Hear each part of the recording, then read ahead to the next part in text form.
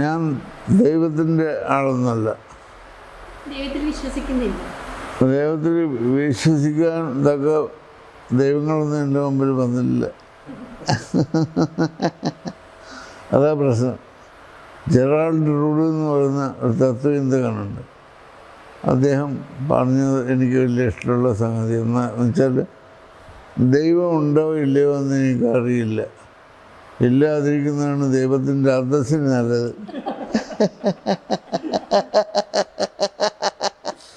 നല്ലതല്ലേ? കാരണം ദൈവത്തിനെ പറ്റിയിട്ട് ഓരോ ആൾക്കാർ ഇല്ലാത്ത മഹത്വങ്ങളൊക്കെ പറഞ്ഞ് ദൈവത്തെ എവിടെയോ നിർത്തിയിരിക്കാം. അപ്പോൾ അങ്ങനെ ഒരാളില്ലാത്തതാണ് ദൈവത്തിൻ്റെ അന്തസ്സിന് നല്ലത്.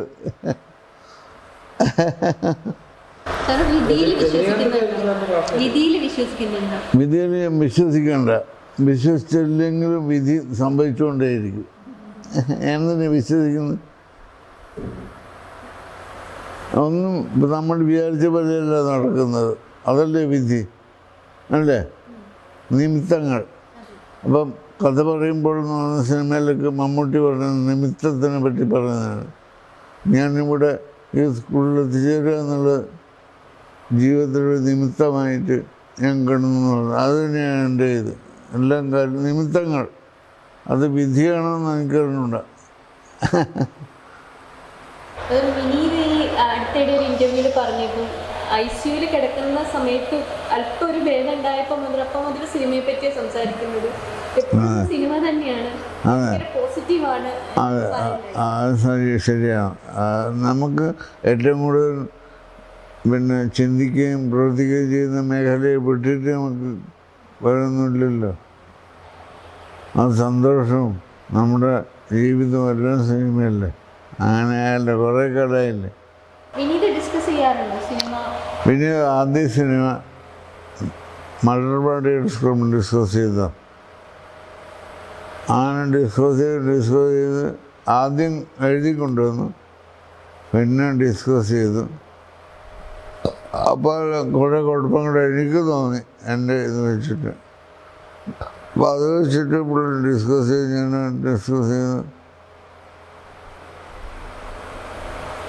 ശരി കുറേ പ്രാവശ്യം എഴുതിയ വേണമെന്നുണ്ട്.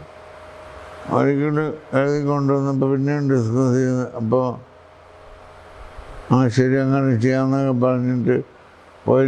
ഞാനിവിടെ പോകുമ്പോൾ എന്നെ വിളിച്ചിട്ട് പറഞ്ഞ്, പിന്നെ ഞാൻ പറഞ്ഞ പോലെയാണ് ശരിയെന്ന് എനിക്ക് തോന്നുന്നു, അങ്ങനെ ചെയ്യട്ടെ എന്ന് പറഞ്ഞു. ഞാൻ തീർച്ചയായിട്ടും അങ്ങനെ ചെയ്യണമെന്നാണ്. അപ്പോൾ ഞാൻ പറഞ്ഞു, അതുകൊണ്ട് എന്നെ ഡിസ്കഷൻ വേണ്ടതെന്ന് പറഞ്ഞു. എനിക്ക് അങ്ങനെ ഒരു ഉറപ്പ് കിട്ടിക്കഴിഞ്ഞാൽ പിന്നെ ആരോടും ഡിസ്കസ് ചെയ്ത് കാര്യമില്ലെന്നാണ്.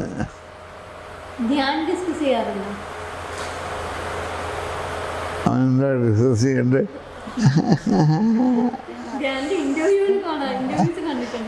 ആൾക്കാർ പറയാറുണ്ട്. അതൊന്നും പറയാൻ പറ്റില്ല. സാറ് കുറേ സിനിമയിൽ അഭിനയിച്ചു, കുറേ സ്ക്രിപ്റ്റൊക്കെ ഉണ്ടാക്കി. പക്ഷെ ഇത് ഡയറക്റ്റ് ചെയ്തത് ആകെ 2 പടമാണ്. അതെ, അത് കൂടുതൽ സിനിമ ഡയറക്റ്റ് ചെയ്യാണ്ട്. അതായത് പ്രധാനമായിട്ട് ഒരു സിനിമ ഡയറക്റ്റ് ചെയ്യുകയെന്ന് പറഞ്ഞാൽ അതിൻ്റെ ഞാനാകുമ്പോൾ പ്രത്യേകിച്ച് കഥയാലോചിക്കുന്ന മുതൽ അത് റിലീസ് ചെയ്യുന്നത് വരെ നമുക്ക് അങ്ങോട്ടും ഇങ്ങോട്ടും തിരിയാൻ പറ്റില്ല. എല്ലാ ഉത്തരവാദിത്വം എൻ്റെ ചുമലിലായിരിക്കും. ഈ 2 പടം കൊണ്ട് തന്നെ മതിയായി. അതെ, പക്ഷേ ഈ ഉത്തരവാദിത്വം ഏറ്റെടുക്കുമ്പോൾ ഉണ്ടാകുന്ന ബുദ്ധിമുട്ടുകൾ പലതുമാണ്. എന്നും ടെൻഷനാണ്. അപ്പോൾ ഇപ്പോൾ സത്യൻ്റെ പടമാകുമ്പോൾ 3/4 ഭാഗം കാര്യങ്ങൾ പുള്ളി ആലോചിച്ചു വിടും. അതെ. വിനീതനാണോ ധ്യാനാണോ സാറിന്റെ സ്വഭാവം കൂടുതൽ കിട്ടിയിട്ടുള്ളത്?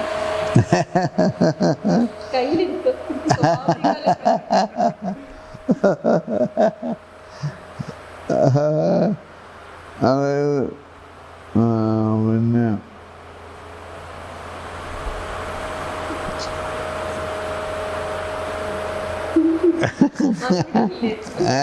മറുപടി ഇല്ലേ? മറുപടി എന്ന് വെച്ചാൽ അത് രണ്ട് ടൈപ്പാണ്. എന്തായാലും ഒരു കാര്യം ഉണ്ട്, പിന്നെ തട്ടിപ്പൊന്നും രണ്ടുപേർക്കും അധികമില്ല. സാറ് ഈ മാസ്റ്റേഴ്സായിട്ട് ഇപ്പം അരവിന്ദൻ അല്ലെങ്കിൽ കെവി ജോർജ് ഇങ്ങനെയുള്ളവരുമായിട്ട് പിന്നെ ഈ പറഞ്ഞ കൊമേഴ്ഷ്യൽ ആയിട്ടുള്ള ആ ഒരു അനുഭവം എന്ന് പറയാമോ? അവരുടെ രീതി എങ്ങനെയാണ്? ഇപ്പം അരവിന്ദന് എങ്ങനെയാണ് രീതി, കെവി ജോർജ്? അരവിന്ദ് ഏട്ടൻ്റെ സിനിമയെ പറ്റിയിട്ട് നമ്മളെല്ലാവരും സിനിമ കാണുമല്ലോ, പക്ഷേ ഒരു വ്യക്തി എന്ന നിലയിൽ ഞാൻ ഇത്രയധികം ബഹുമാനിക്കുന്ന ഒരാൾ വേറെ ഇല്ല. അരവിന്ദ് ഏട്ടൻ വളരെ ഡൗൺ ടു എർത്ത് ആണ് ഒന്നാമത്തെ കാര്യം. ഇപ്പോൾ ഉദാഹരണത്തിന് ഞാൻ ചിദംബരം എന്ന് പറഞ്ഞ സിനിമയിൽ അഭിനയിച്ചു. അപ്പോൾ മാട്ടുപൊട്ടി എന്ന് പറഞ്ഞ സ്ഥലത്തായിരുന്നു ഷൂട്ടിങ്. ഞാൻ പിന്നെ എന്തോ ഒരു കാര്യത്തിന്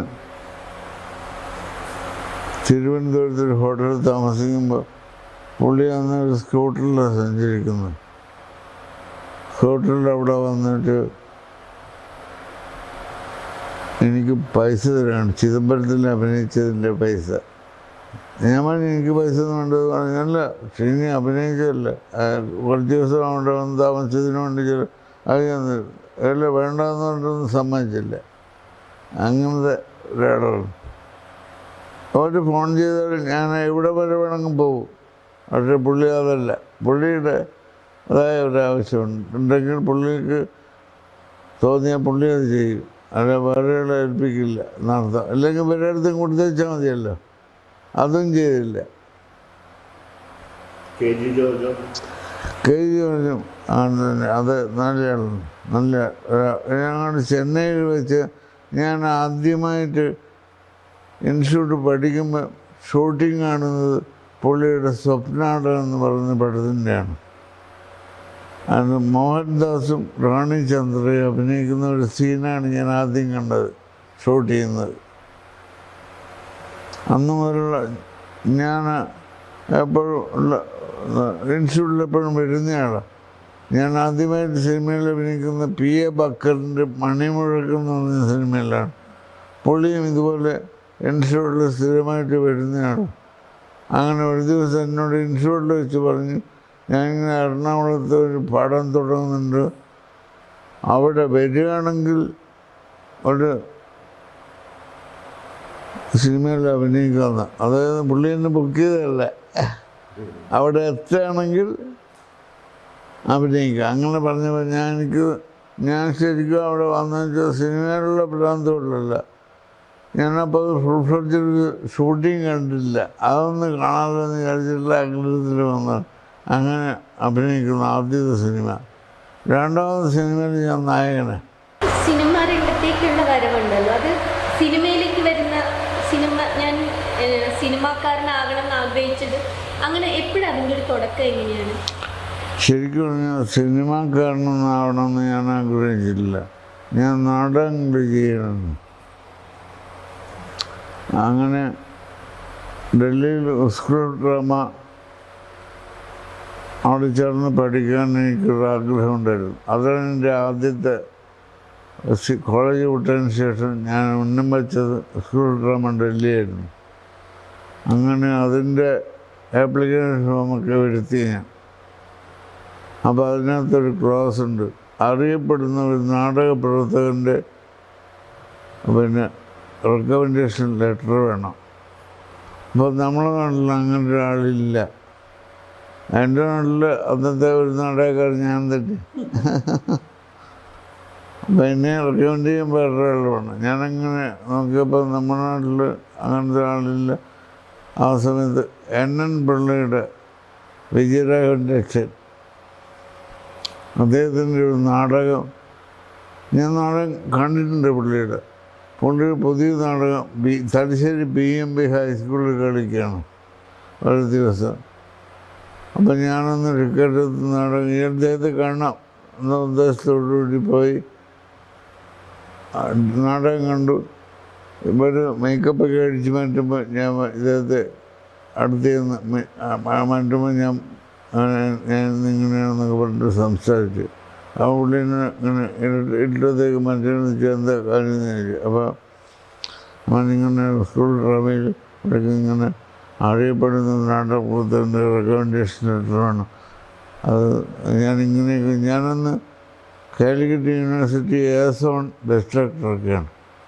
കോളേജിൽ 2 തവണ ബെസ്റ്റ് ആക്ടർ എഴുതിയ, പ്രീ ഡിഗ്രിക്ക് ചേർന്ന പോലെ ഞാൻ ബെസ്റ്റ് ആക്ടറാണ്. അപ്പോൾ ഇതൊക്കെ പറഞ്ഞ് പുള്ളിയോട്. അപ്പോൾ അദ്ദേഹം പറഞ്ഞു, നിങ്ങൾ പറയുന്നതൊക്കെ സത്യമായിരിക്കും, പക്ഷേ എനിക്ക് നിങ്ങളെ അറിയില്ലല്ലോ എന്ന് പറഞ്ഞു. അപ്പോഴാണ് എൻ്റെ സർട്ടിഫിക്കറ്റ്, പേപ്പർ കട്ടിങ് ഇതൊന്നും ഞാൻ എടുത്തില്ല. എന്താ കാരണം, ഞാൻ പറയുന്നത് സത്യമുണ്ട്, അദ്ദേഹം വിശ്വസിച്ചോളൂന്ന് ഞാൻ വിചാരിക്കുകയാണ്. അങ്ങനെ അപ്പം എനിക്ക് ഭയങ്കര നിരാശ തോന്നി. അപ്പം പിന്നെ എൻ്റെ മണ്ഡലത്തിലാണെന്ന് എനിക്ക് മനസ്സിലായപ്പോൾ പിന്നെ ഞാൻ ശ്രമിച്ചിട്ട് കോട്ടയം വരെ നമ്മുടെ അടുത്ത് പോകാനുള്ള ബസ്സിൻ്റെ പൈസ നമ്മുടെ ഇതില്ലെന്ന്. അത് വലിയ പ്രശ്നമാണ്. കോട്ടയത്ത് പോയി അദ്ദേഹത്തിന് ഇവിടെ തേടിപ്പിടിച്ചിട്ട് ഈ സർട്ടിഫിക്കറ്റ് കയറ്റി പോകാൻ വേണമെങ്കിൽ, പക്ഷേ നടന്നില്ല, പൈസ ഇല്ലാത്തതുകൊണ്ട് പ്രധാനമായും. അങ്ങനെ ഇരിക്കുമ്പോൾ ഞാൻ അവിടെ ഒരു ട്യൂട്ടോറിയൽ കോളേജിൽ മാഷായിട്ട് പോയി. അവരുടെ ട്യൂട്ടോറിയൽ കോളേജ് എൻ്റെ പേര് കതിരൂർ. അവർ ട്യൂട്ടോറിയൽ കോളേജ് നാരായണ മാഷ് എന്ന് പറഞ്ഞിട്ട് ആളാണ്. ഉണ്ടോ? പരിചയമുണ്ടോ? ആണോ? അത് അത്ഭുതമാണല്ലോ. നാരായണ മാഷ് ഇപ്പം തന്നെ മരിച്ചിട്ട് കുറേ കാലമായി കാണുമല്ലോ. അതെ, അദ്ദേഹം തലശ്ശേരി ഒരു ബ്രാഞ്ച് ഉണ്ടായിരുന്നു. ഇവിടെ 2 സ്ഥലത്തും ഞാൻ പോയിട്ടുണ്ട്. 45 രൂപ ശമ്പളം തരുമായിരുന്നു എനിക്ക് ഒരു മാസം. അതായത് ഇംഗ്ലീഷ് സെക്കൻഡ്, ഇത് സോഷ്യൽ സ്റ്റഡീസ്, മലയാളം. ഇത് പഠിപ്പിക്കാൻ തുടങ്ങിയപ്പോഴാണ് ഞാൻ ശരിക്കും പഠിക്കാൻ തുടങ്ങിയത്. കുട്ടികളുടെ നമ്മൾ പഠിക്കാതെ പോകാൻ പറ്റില്ലല്ലോ. മലയാളം ഗ്രാമർ പുസ്തകം വരെ ഞാൻ പഠിച്ചിട്ടാണ് ആ കാലത്താണ് പഠിക്കാൻ തുടങ്ങി, ശരിക്കും സീരിയസ് ആയിട്ട്.